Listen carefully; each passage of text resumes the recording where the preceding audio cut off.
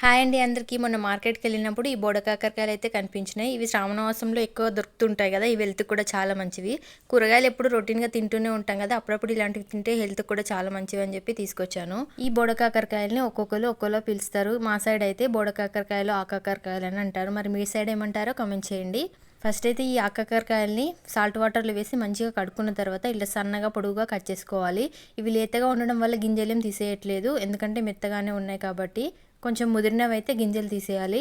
ఇప్పుడు మసాలా ప్రిపేర్ చేసుకోవడానికి ధనియాలు, నువ్వులు, జీలకర్ర, మెంతులు పైన చూపించిన క్వాంటిటీలో తీసుకొని మంచిగా ఫ్రై చేసుకోవాలి. ఇవి పావు కేజీకి కరెక్ట్గా సరిపోతాయి. తర్వాత ఇవన్నీ మిక్సీ పట్టుకోవాలి.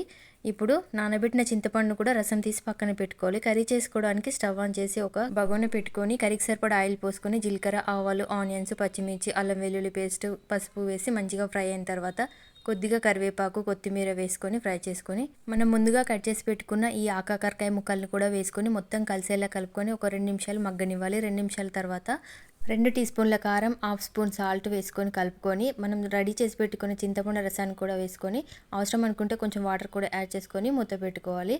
ఇలా పులుసు మరుగుతున్నప్పుడు ముందుగా గ్రైండ్ చేసి పెట్టుకుని ఈ మసాలాలను వేసి కలుపుకొని కర్రీ దగ్గర పడేంత వరకు ఉడకనివ్వాలి. కర్రీ ఇలా దగ్గర పడిన తర్వాత స్టవ్ ఆఫ్ చేసుకుని పైనుండి కొంచెం కొత్తిమీర చల్లుకొని సర్వ్ చేసుకుంటే ఎంతో టేస్టీ కాకరకాయ పులుసు అయితే రెడీ. వీడియో నచ్చితే చిన్న లైక్ చేయండి.